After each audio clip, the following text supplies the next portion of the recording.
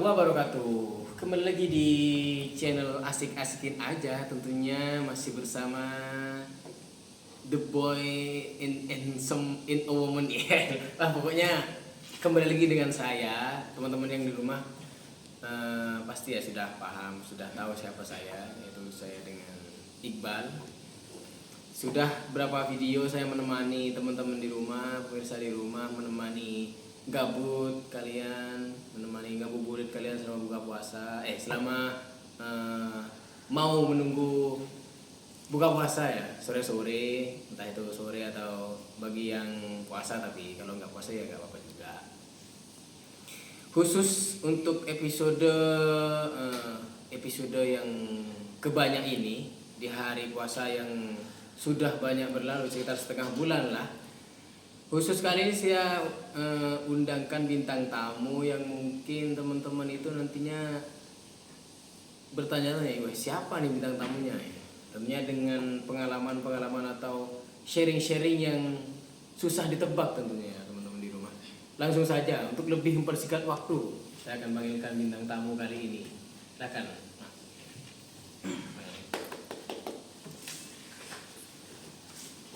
Gimana kabarnya Mas? Alhamdulillah sehat. Masih puasa ya Mas? Alhamdulillah. Alhamdulillah.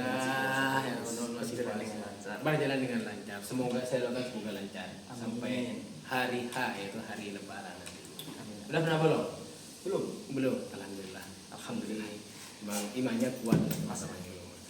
Alhamdulillah ya. Ya jangan ditanya lah bolong enggaknya ya. Teman-teman di rumah udah paham lah. Saya itu anti bolong.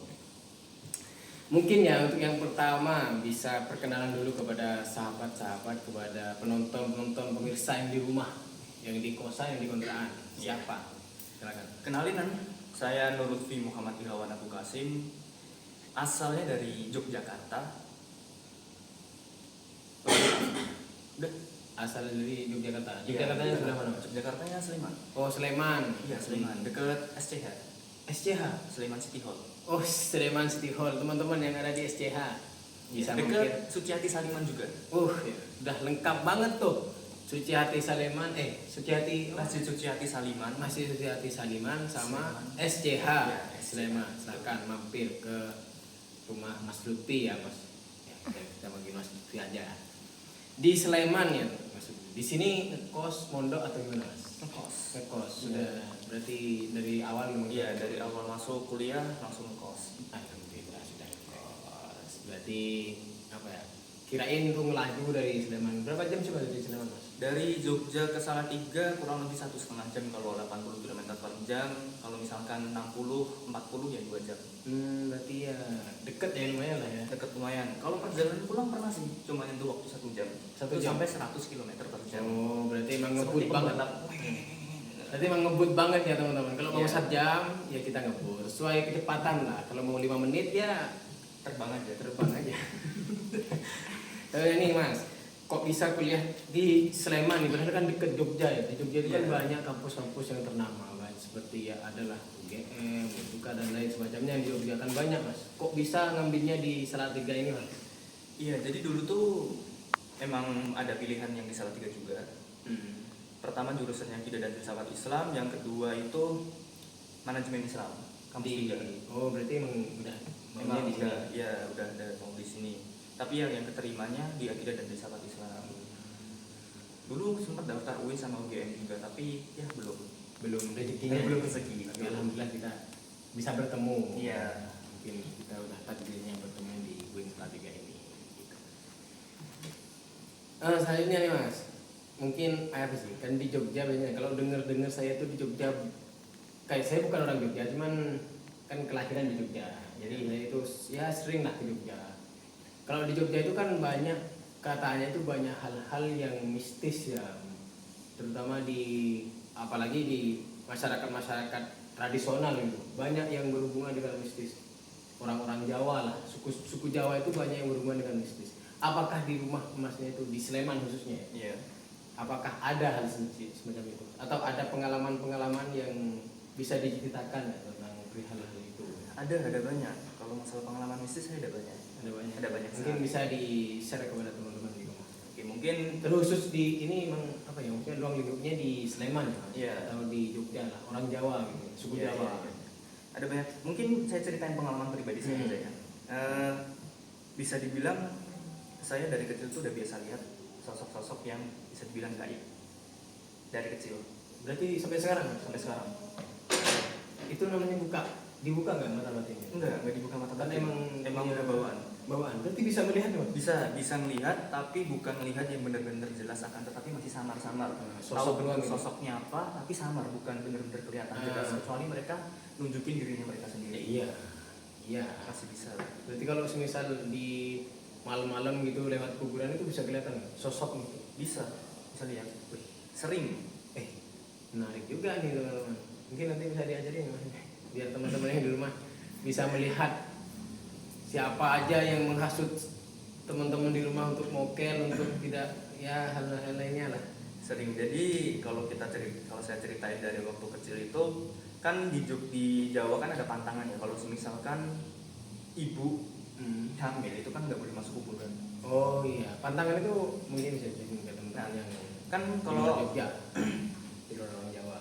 ada seseorang hamil itu kan memang kita dilarang untuk masuk kuburan karena takutnya terjadi hal-hal yang tidak diinginkan, entah nanti kemasukan roh atau kemasukan apa selama dalam masa kandungan, atau nanti bayinya hilang dan lain-lain. Makanya oleh itu dilarang. Nah, tapi waktu kecil dulu ibu saya itu masuk ke kuburan, jadi berdoa buat orang tua. Oh iya, maksudnya apa ya, jenguk ya? Iya, jenguk. Karena rame-rame itu waktu Karena posisi rame-rame, tapi pas sudah dilarang sama keluarga tapi tetap maksa Tetap maksa masuk. Oh, iya. Nah, akhirnya waktu di situ tuh masuk ke kuburan, dan pas lahiran itu, ini sebenarnya nggak tahu boleh diceritain apa enggak, tapi sama ibu bilang jangan diceritain sih. Eksklusif di channel asing ini aja. Ya, ini nggak boleh diceritain, tapi jadi dulu tuh waktu setelah saya lahir, rusuk sebelah kanan itu bukan rusuk yang normal, tapi lebih kayak menjorok dikit ke dalam. Rusuk sebelah kanan. Iya, jadi lebih menjorok dikit ke dalam. Jadi kan kalau rusuk normal kan pasti rata ya, kanan kiri. Ya, tapi yang kanan lebih agak menjorok ke dalam. Dan katanya temen ibu saya yang namanya Om A, ya dia emang orang alhamdulillah dikaruniai ya kayak hampir kayak karomah gitu lah. Hampir kayak karomah, seperti karomah gitu. Dia bisa tahu, dan ternyata ada yang ikut selama lahir tuh. Yang alhamdulillah yang masuk itu bukan sosok yang negatif, tetapi kiai. Oh, berarti Yang ikut saya roh kiai, penjaga situ. Kiai sampai saat ini pun masih.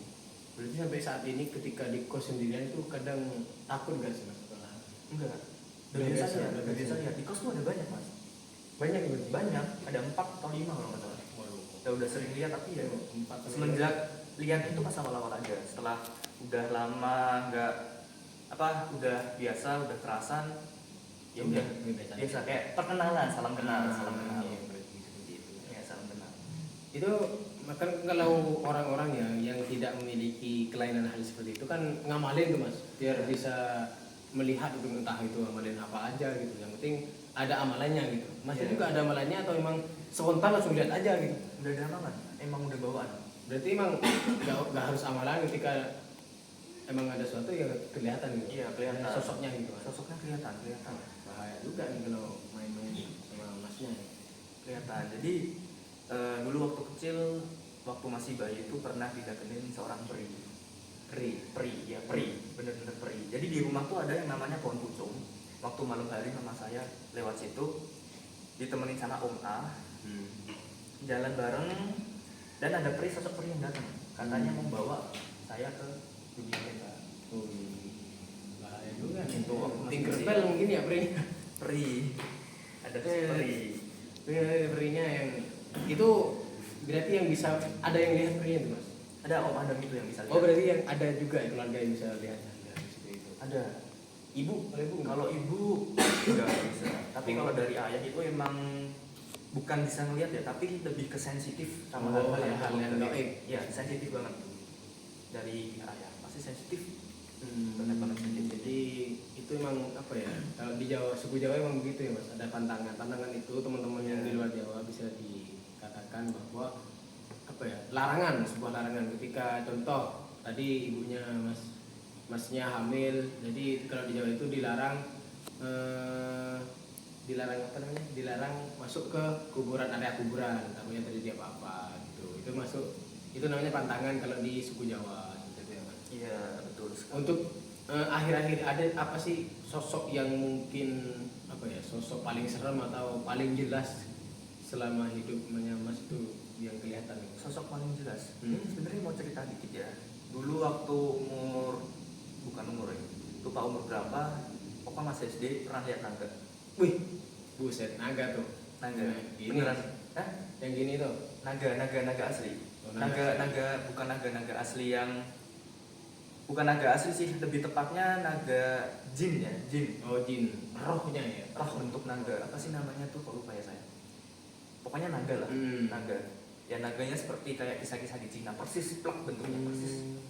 Jadi bukan naga-naga yang kayak di Upin-Ipin itu ya teman-teman, yang warnanya warna-warni itu bukan ya. Ini naganya naga, emang naga-naga nih. Ya, pernah. Bukan buah naga juga. Pernah lihat. Jelas itu ya Mas. Jelas Di terbang di rumah. jadi itu posisi di dekat pabrik, suatu pabrik di dekat rumah. Kan dulu kan masih hutan-hutan waktu masih SD, kanan kiri. Nah, itu lihat di situ pepohonan terbang jalan. Dan itu cuma saya doang yang lihat, temen-temen nggak lihat, soalnya emang pada asik ngobrol. Aku biasa kan orangnya penasaran ya, suka lihat kanan kiri nggak sengaja lihat terbang. Naganya warna merah. Wih, ini naga api berarti ini. Terus itu cuma terbang doang atau nyamperin Mas? Terbang doang lewat. Berarti mah permisi gitu mungkin Iya, ya teman-teman, lewat mungkin. Ya jalannya lah di sana ya. Tapi nggak pernah diganggu kan Mas? Enggak, kalau diganggu enggak. Cuma ya. Oh, pernah waktu tidur sih diganggu. Kalau tidur tuh semua orang kayaknya pernah ya. Iya. Nah, apa namanya kalau di Jawa itu apsaap katanya teman-teman. Apa ya? Ketindihan kata teman-teman itu. Kalau di Jawa itu banyak yang gitu Mas. Iya. Maksudnya ketika sadar gitu, bukan pas tidur, maksudnya sadar terus diganggu gitu nggak pernah. Entah itu kesurupan. Oh, kalau kesurupan nggak pernah. Benar. Alhamdulillah kuat sih. Kalau misalkan dia jatilan atau apapun itu nggak pernah. Nggak pernah kesurupan. Jadi nggak pernah diganggu ya Mas. Nggak pernah Iya, diganggu nggak secara langsung tuh nggak pernah. Mungkin pas tidur. Pas tidur pernah dulu tuh, bener-bener pernah. Jelas Itu. banget sosoknya kayak apa. Wah, kalau tidur kayaknya Mungkin, teman-teman iya. banyak ya di rumah. Itu namanya tindihan ya, kalau Iya, di tindihan. Jawa biasanya seperti itu kalau tidur. Ya, selamatkan kalau kata orang-orang, selama kita tidak mengganggu, kita juga tidak akan mengganggu. Iya, betul. Betul sekali. Mungkin nih ini teman-teman yang di rumah mungkin ada yang mengalami hal seperti ini Mas. Dan itu bisa melihat sesuatu atau apalah yang berhubungan dengan batin Mas. Sebenarnya kan berhubungan dengan batin. Mungkin bisa ada pesan-pesan kepada teman-teman di rumah Mas. Ya, pesan-pesannya yang penting tuh jangan ninggalin sholat. Jangan ninggalin sholat, terus baca Al-Quran juga penting. Juga tetap harus baca. Karena dengan kita sholat, dengan baca Al-Quran, otomatis ada perlindungan dari Allah yang menjaga kita. Kita minta aja yang terbaik. Minta yang terbaik buat Allah, kita kasih, ya Allah berikanlah saya perlindungan, dijauhkan dari segala macam ancaman dan lain sebagainya. Insya Allah dengan rahmat Allah pasti terjaga. Yang penting yakin aja. Jadi ya itu ya teman-teman di rumah yang mungkin mempunyai pengalaman atau pribadi yang sama dengan Masnya. Pesan dari Masnya itu jangan lupa beribadah. Agar apa? Agar terjaga dari hal-hal seperti itu. Jadi mereka pun ketika mereka mau menampakkan diri cuma lewat aja, cuma permisi gitu, gak nyampe mengganggu kita gitu. Iya. Memang udah ditamingi dengan hal-hal ibadah yang telah dikatakan oleh Mas tadi. Jadi itu ya Mas. Iya. Quotes untuk hari ini Mas. Quotes untuk hari ini. Yang terakhir sebelum kita di close nya. Quotes hari ini karena kan di episode awal itu teman-teman yang hadir di sini nanti akan ada di segmen akhir atau di menit akhir itu teman-teman juga disuruh untuk ya entah itu motivasi, entah itu apalah kepada pemirsa-pemirsa di rumah. Ya mungkin gak perlu panjang lebar aja ya, karena pendek aja karena ini berhubungan dengan bulan puasa. Jadi seberat-berat kita menjalani puasa, nikmatilah, jangan menganggap atau merasa bahwa puasa itu memberatkan, tapi jalanilah dengan nikmat. Ibaratkan itu adalah cobaan yang Allah berikan kepada kita agar kita menjadi lebih tabah, lebih sabar dalam menjalani segala macam rintangan kehidupan yang ada. Janganlah yang penting jangan mokel dan itu. Nah, iya teman-teman. Jadi puasa itu dinikmati dengan nikmat. Ya. Tapi bukan nikmatnya itu bukan dengan es teh ya teman-teman. Ya, Jadi nikmatnya memang masa es teh katanya harus dinikmati dengan nikmat, malah es teh bukan gitu. Maksudnya dinikmati dengan bahagia tanpa mokel. Karena ya puasa itu sejatinya kan memang ya menahan hawa nafsu. Carilah hal-hal positif ya mas. Ya, betul positif. Nah, mungkin hanya itu ya mas untuk hari ini. Iya, sebenarnya kalau misalkan mau diceritain soal yang tadi itu masih banyak banget pengalaman. Mungkin kalau ada part 2 bisa. Bisa dulu. Kapan-kapan bisa kita buat lagi tentunya di channel ini karena durasi waktunya. Mungkin kita bisa ngopi-ngopi lagi di tahun depan atau ya next time lah. Ya, next time bisa. Yang terakhir nih, bisa ajak teman-teman untuk subscribe, comment, like, and share. Oke, teman-teman semua penonton asik-asikin aja. Jangan lupa untuk like, comment, dan subscribe di channel kita. Asik-asikin aja. Oke, terima kasih ya mas. Yes. Dadah dulu. Dadah.